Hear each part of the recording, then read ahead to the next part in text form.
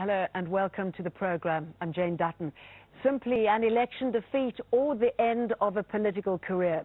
Sri Lanka's former president, Mahinda Rajapaksa, has been defeated in parliamentary elections. He'd hoped to become the country's new prime minister. Instead, Rajapaksa lost the position to reformers who want to dismantle most of his policies. We'll get to our discussion in just a moment, but first, Manel Fernandez sets up our story from the Sri Lankan capital, Colombo. With the count ending in this parliamentary election of Sri Lanka, it's now time for the business of government and governance. The Prime Minister Ranil Wickremesinghe has secured, from what we're hearing, essentially the number in Parliament, a 225-seat legislature. The magic number there, 113, in order to basically control that Parliament and have the sort of controlling voice and presence.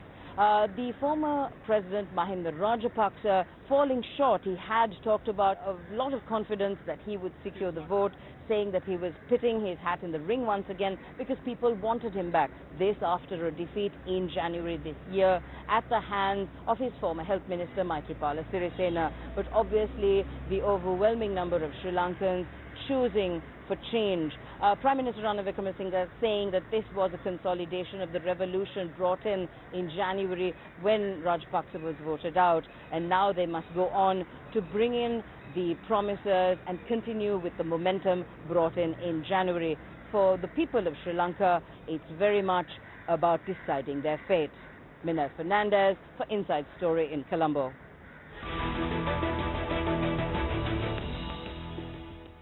Let's bring in our guests.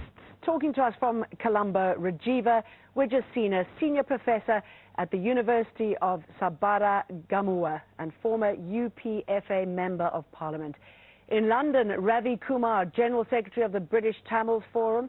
And also in Colombo, on Skype, Iran Wickremesinghe, United National Party member and Deputy Minister of Highways and Investment Promotions for the Sri Lankan government. Welcome to all three of you, gentlemen. Let me start off with you, Iran Wickremesinghe. What is your response to the fact that Rajapaksa has been defeated here? Yes, it is certainly a consolidation of what happened in January. The country has gone in the same direction. President Sirisena has got a new platform of good governance. Ranil Wickremesinghe's United National Party has swept the polls and secured a majority. The other parties who are not in the coalition will want to make sure that the government is stabilized. And also, Wickremesinghe is due to be sworn in quickly and also invite members of President Sirisena's party to join his government. Yeah, so talk us through what's going to happen other than that politically, the next maneuvers.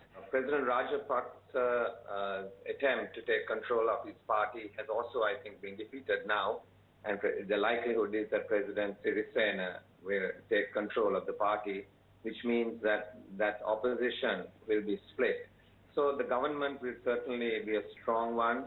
There will be political stability. And I think the government will be able to focus on the work of the business of government. Rajiva Wijasena, what is your response to the results?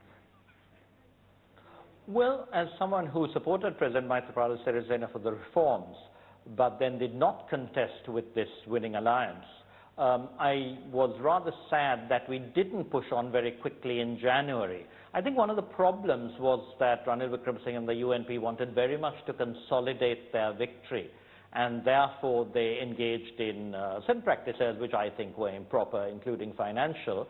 But sorry, can I just draw you back to the results of today's vote and the fact that Rajapaksa has not succeeded in his quest to become Prime Minister?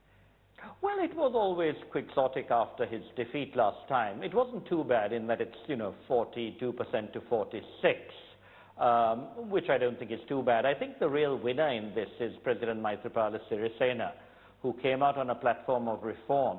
But unfortunately, the UNP concentrated on its own strength and didn't move into what I was very pleased to hear Iran say, inviting the leadership, the moderate leadership of the Sri Lanka Freedom Party and the UPFA to join it. I think there was an attempt to make the last government, which was the minority government, solely UNP. Maybe that was because of a lack of confidence. But I certainly hope that President Sirisena will make sure that we build on consensus and that we also do the reforms to strengthen Parliament, introduce a code of conduct, have electoral reform that were all pledged in the January manifesto. We were told they would happen within 100 days. They were all completely ignored. Okay, we are going to deal with those issues a little later on. Sorry, excuse me jumping in again. Can you explain to me why you felt that Rajapaksa would want to become Prime Minister? I mean, what is it that he was trying to do? Well, I think initially in January he gave up the leadership of the party to President Sirisena. But instead of strengthening the SLFP, the Prime Minister didn't really include the senior leadership of the party in what was supposed to be a national cabinet. And also there were efforts to persecute President Rajapaksa for various misdemeanors. I remember saying, you know, when I was pleased that President Sirisena won, I said we should treat the former president with respect. Because obviously, you know, he was popular for his achievement in getting rid of terrorism. He failed to move on reconciliation as he should have. I was advised on reconciliation, and many of the suggestions I made were not pushed through. But I hope now that that element also will be taken forward, because we didn't mention it in the manifesto, because there was nervousness about trying to, you know, move on reforms to the Tamils. I think we need to concentrate on the Tamil population, but not the former Tigers. And in that respect, I think I'm very pleased that the TNA has done fairly well. They're the more moderate elements amongst the Tamils. Okay, well, let's bring in I think they've also the Tamils, if I may. Well in the election. Kumar, what is your response to the results today, and what do you think this really means for you? Yeah, while looking at the consolidation of power by Ranil Wickremesinghe in the south, the Tamils have made a very decisive decision by voting to TNA for their their circumstance since the end of the war has not changed, not having progress on the last 6 years of the war. They are not happy with the way the things are taken forward, because there are conditions, both living conditions and various other issues, important issues like the missing person, disappeared person, and the heavily militarized conditions in their region made them to decide to not to vote for any of the singular parties. All right, let's talk more about President Sirisena. I mean, he took office about 7 months ago, and he's already implemented some reforms. He began scaling back the powers of the president and investigating accusations of corruption within the government. His administration lifted some media and travel restrictions for foreigners and released several political prisoners on bail, but many say that's not the same as letting them go free. Some of these prisoners are human rights activists, and there are conditions on their releases. They've had to give up their passports and are still required to check in with police monthly. And Sirisena has appointed his brother and son-in-law to senior government positions, raising concerns that he's continuing Rajapaksa's trend of nepotism. Is that what he is doing, Iran? I want to disagree with the fact that President Sirisena is giving into nepotism. President Sirisena's brother was already in government, and he has been appointed as a chairman of a government institution. I would hardly call that nepotism. I think he's very conscious of the fact. He's very conscious of the fact. No, but he moved his son-in-law to the Ministry of Defense position and his brother to become chairman of Sri Lanka Telecoms. Yes, Sri Lanka has, in the telecoms industry, is deregulated, and we have many companies. His brother was a government servant and has been appointed to that position. And I don't think there is any intention to go down that road. He certainly has improved the climate in the country as you described it.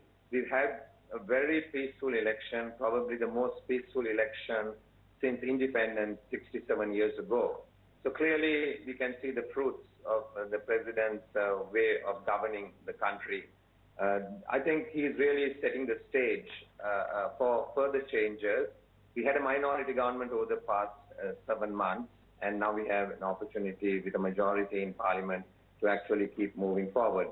I think the issue that was raised in terms of improving the country's or dealing with the issues relating to the war, that was on one side. The other thing I would say is that we will be looking forward as well for a period of stability where the economic agenda of the country will be basically on the front burner. Ravi, do you agree with that? I mean, Sirisena did say when he took office that he would try and stamp out the racist policies of his predecessor. Is this something that you see? Yeah, the real issues were not addressed by Sirisena government or Ranil in the last 6 months.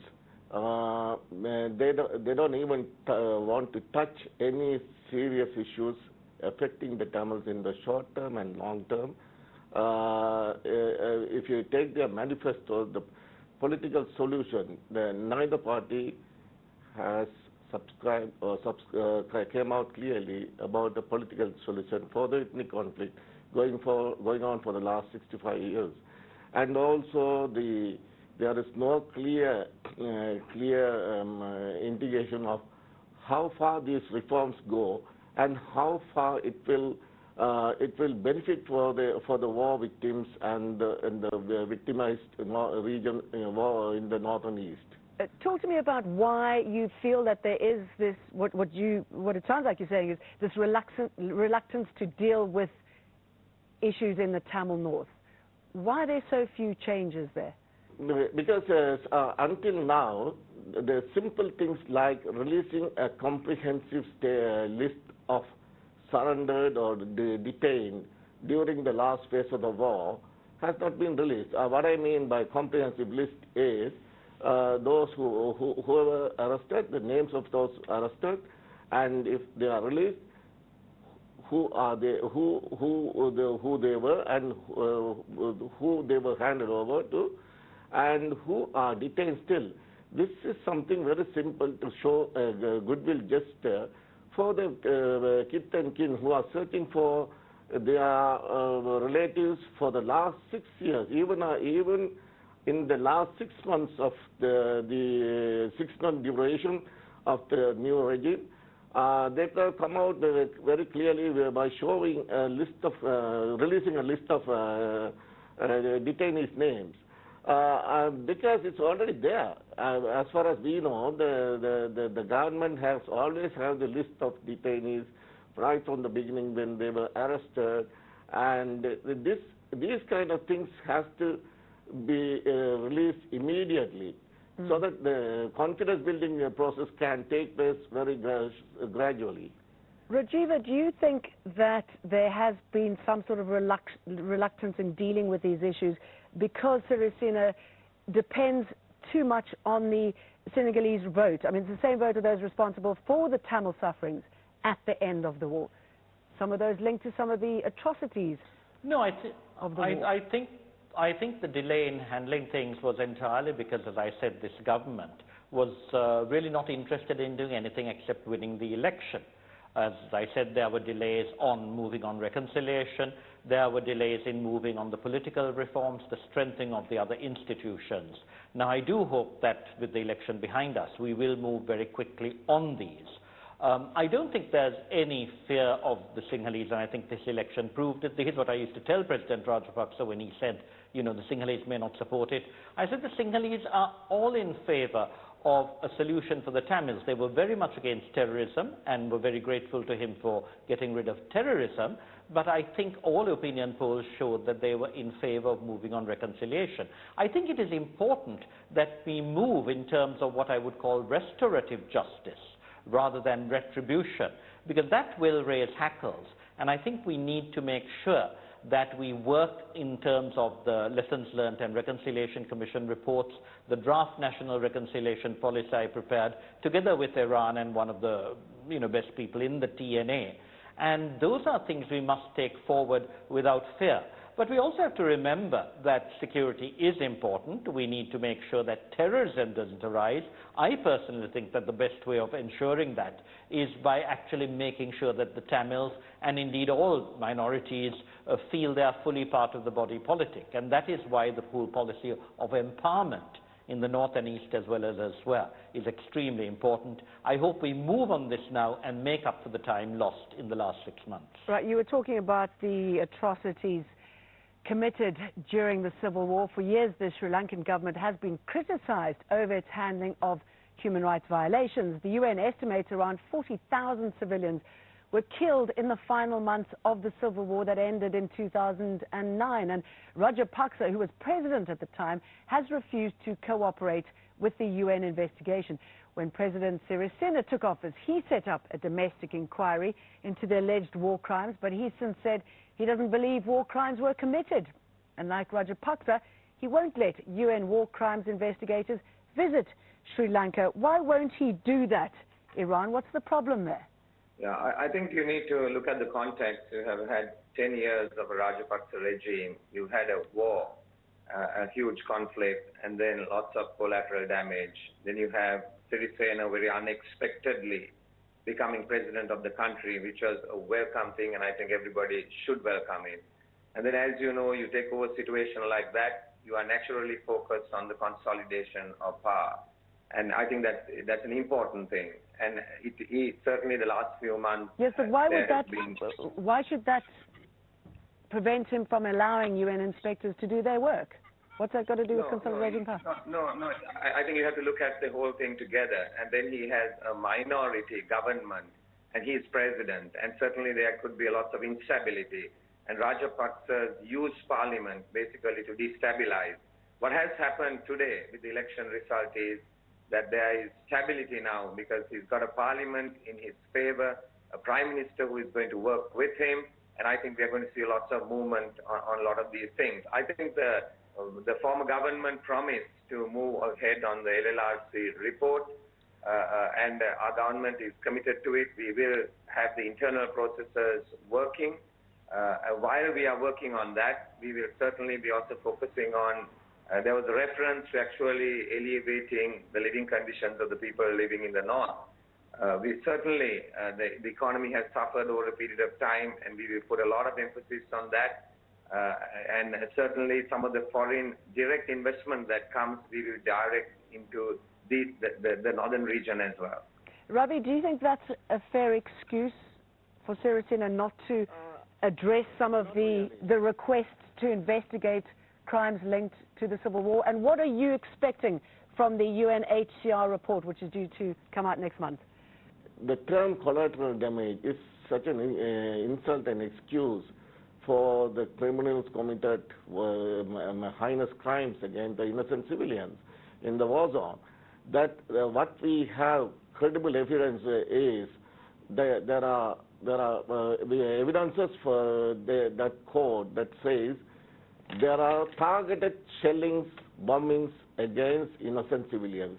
That even then, when the coordinates are given to the ICRC and the ICRC conveyed it to the security military hierarchy, within few minutes, the heavy shelling targeting those hospitals. These kind of things shouldn't have happened. It is not just by a soldier or a commander. What we have in our hand is showing that this goes to the very high level. That's why we repeatedly telling that Sri Lanka cannot take this accountability process and hide it within the perimeter of their bureaucratic structure. We need an investigation that has to be undertaken by the international community. It has to be an international mechanism by the UN. We are waiting for the report to be released very soon. The OSL report will come out, and we are pretty much sure that the report will have damning evidence and damning information about the atrocities committed, and we expect that report will tell or indicate some of the people who were perpetrating these crimes. Okay, I'm going to jump in now. I mean, Rajiva, so many things happening in Sri Lanka at the moment. You've got Sirisena consolidating his power now, the UN report coming out, as well as Sirisena leading the country away from China, closer to India. What sort of impact do you think that will have on the country and regionally? Well, I think the manifesto the President announced in January, and I think that was confirmed, in fact, in the manifesto of his party, because although Rajapaksa was candidate for Prime Minister, and I don't think Sirisena was happy, the manifesto reflected the fact that we needed to go back to the traditional non-aligned policies of that particular party. And in that process, I think India must necessarily come first, not only because it is our closest neighbor, but because, you know, in times of great difficulty during the war against terror, they stood with us, while at the same time they were very clear that this should be for the sake of the Tamil people. I think that needs to be recalibrated. We need to take account their worries as well, in particular things like emerging terrorism. There have been some reports about India where they too have been victims of national and international terrorism. And I think we need to work together with them. This doesn't mean alienation from China, because China also has stood with us. And I think we need to continue to work with them. I know there are myths that we were turning to China instead of India. The fact remains that the Hambantota harbour was offered first to India. But India wasn't able to take it up. As they said, they have very long systems for taking decisions. But I think we have to make sure that their sensitivities are guarded, while at the same time continue with good relations with China and indeed with Asia. We also need to make sure that we keep good relations with the West, but we must not go into the dependency on the West. That was the fault of the long UNP government in the 80s, which actually alienated India as part of its, participated in the Cold War in those days. Iran, so I'm we need to wondering be non-aligned, but where not you see talk to Sirisena, excuse me everybody. jumping in here, Rajiva. Iran, I'm just wondering where you see Sirisena taking the country to now from a regional point of view. I think it's very clear that there has been a rebalancing of our foreign policy. India being our closest neighbor and lots of cultural ties, we have been able to rebalance that relationship. In addition to that, we have also basically strengthened our relationship with Europe and the US. These are Sri Lanka's traditional friends.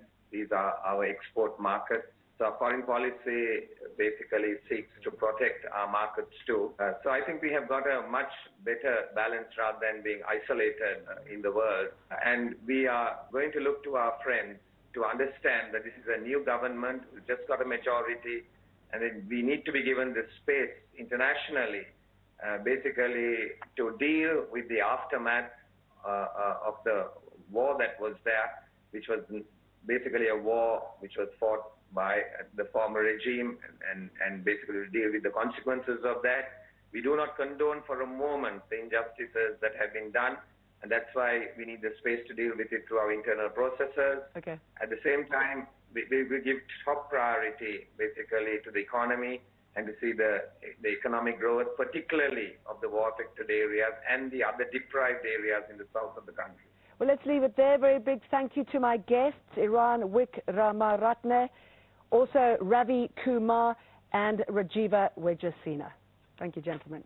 And thank you very much for watching this episode of Inside Story. If you have any comments about today's show, you can get in touch by going to our program page at aljazeera.com or post your comments on facebook.com/AJ Inside Story or tweet us at AJ Inside Story. From me, Jane Dutton, and the rest of the team, thanks for watching. Bye.